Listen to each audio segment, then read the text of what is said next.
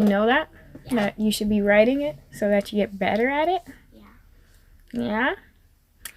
Well, I'll help you get some paper. And then, Where's all the paper? I'm about to find it for you. Okay? Okay. Alright. Can you go on the table though and get the pencil case? On what table? The one upstairs where all my books and stuff is. Thanks, buddy. Which room is it? In the dining room. Okay. Welcome back to Parenting 101. So today's topic is a bit controversial again, and it's about kids and electronics. I did some research on this, and boy, it's like one of those things. Like, this world right now we're in, it's all about technology. So growing up, you kind of want your kids to know about some technology. With my oldest, when he was a baby, he wasn't really on. Well, the boys want to use this one.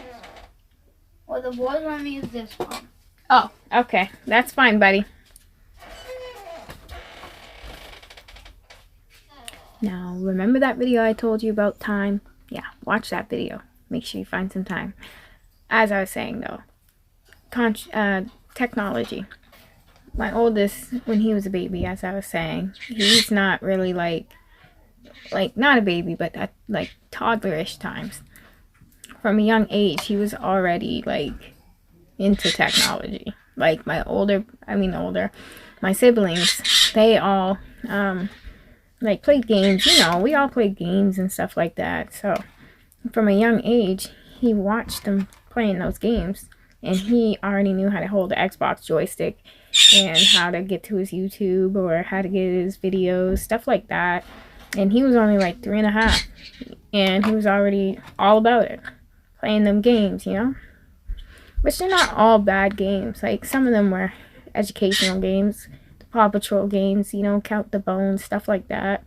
So everything's not always bad on it, technology. It's just when you get attached to technology, like, you can't give it up. Because some kids, they get on in technology and blow it out of the water, I'll say. Because anything they do, they gotta have a phone in their hands, or they gotta have the next coolest, Xbox or PlayStation or phone. It has to be the newest of the new. And that's the only problem sometimes with technology for kids, because some kids get so addicted to it, they can't focus on life, it feels like, like they can't understand that the world doesn't always evolve around your phone. Sometimes you gotta look at the beauty of life, like go outside, get some fresh air, stuff like that. And the only other concern sometimes is education, because instead of counting, let's just go on the computer and type in on the calculator, or type in that question on Google, 5 plus 5, and it'll give you the answer, Instead of doing it in your mind, they're counting on technology. And what happens if technology went down? That's what you gotta look at. But like I said, it's controversial, because I kind of agree with technology at the same time, because like I said, my oldest, he's always been into, games and computer stuff, and he knows, he's only 6, but he's pretty good at getting into his Xbox, knowing what to do, games he be playing on there. I'm like, wow, I'm in awe. And then when it comes to school time, he's learning online. So I'm kind of blessed that he did learn about technology early, because he knows how to do like everything on there that I could show him what to do. He knows how to do already. So there's really nothing I got to show him. Like, I'm not even going to be lying or nothing, but I am very impressed by how fast my youngest, my 4-year-old, has adapted to technology, like, really quick. Before school and everything, he was watching YouTube, but he didn't know how to, like, actually go on YouTube or anything. I had to do it for him. And he really wasn't into games, like I said before in my other video. He's more into sports and things like that, and playing, dancing, you know, normal kid stuff. So the last maybe month and a half or so, now he's like really into games. Like my oldest, he started to play them more, and you know, and now he knows how to get right into YouTube and go to his own channel and videos and do stuff like that. And he knows how to go to his favorite games and play them. He knows how to control cars. It's crazy how fast they can adapt at a young age. That's why I'm like, wow. But, you know, it's crazy. Technology, though, you need it, and then sometimes you don't need it. That's the whole point of this whole topic, is that you need it and you don't need it. So, I don't know. Tell me where you're at with it. Do you really feel like you need the electronics and technology, or need to know how to use stuff? Or do you feel like, no, it's just another waste of time and you should be in your books and not care about electronics? And you feel like, I don't know, maybe you think you don't need it in this world and it's just something we feel we do. I don't know. In my opinion, like I said though, I think we need it. I think we need to know how to use it, because the world is changing and it's evolving fast. So I feel we do need to learn, and we need to know about, or teach our kids at least a little bit about technology and how it works, and just teach them the right way. If we just can teach them, you know, or try and get them to understand that they can't just sit on their phone every day, all day, or on their game all day, every day, and they have to do other stuff too. I feel they'll be in a better place. And, you know, they won't be addicted like the now generations, I should say. I feel like we're more addicted to our phones and our electronics than we are to really communicating with someone in person, like sitting and having a conversation. Where I see a lot of young people, they're talking to their friend, but they're also staring at their phone. So, I mean, come on. But again, that's what I'm saying about these generations nowadays. It's all about the electronics. It's all about who has the newest what and who has this or who can do that. And they're not really communicating with the outside world on an in-person by person situation. It's more so a person by screen or electronic. And that's why I'm a little bit, when it comes to technology, on both sides. I just feel like there's a limit though. You gotta make sure you tell your kids the world doesn't always have to be about your phone. You know, it doesn't always have to be about your TV. It doesn't always have to be about your games.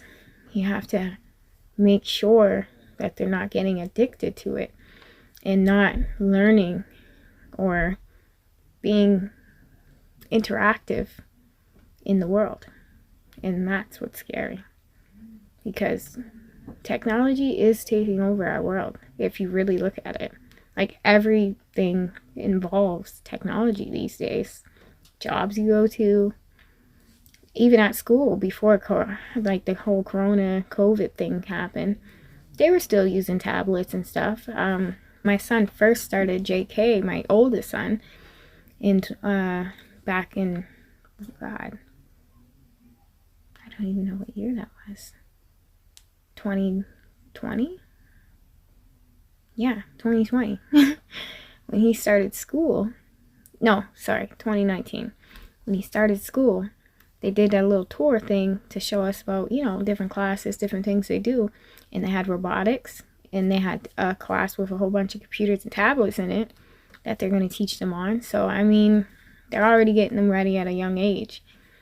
That's why it kind of makes sense that your kid still understands and knows how to learn through technology, but also be able to do it without technology, if you get what I'm saying.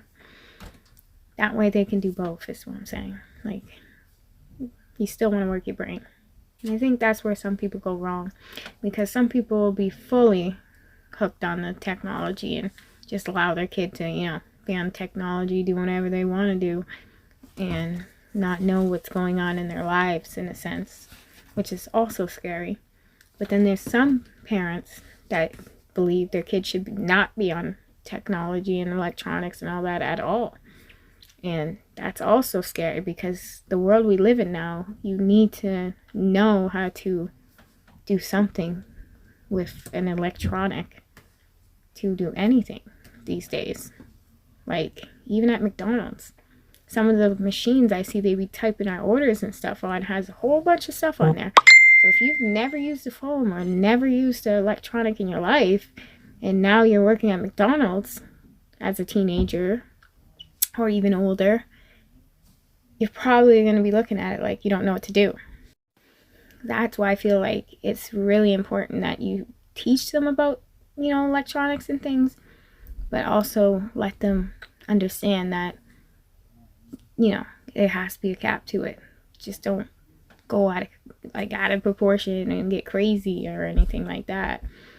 But I understand too, it's hard, you know, not to get addicted to checking your Facebook or going on your Instagram or YouTube or whatever other platforms you use.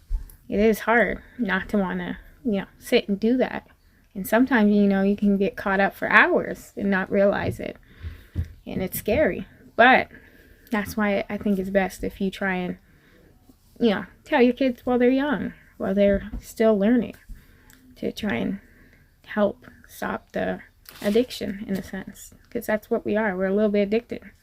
If you think about the time you could be putting in, finding something that you actually enjoy, compared to just sitting and doing nothing, you know, you could find yourself a little bit more happy.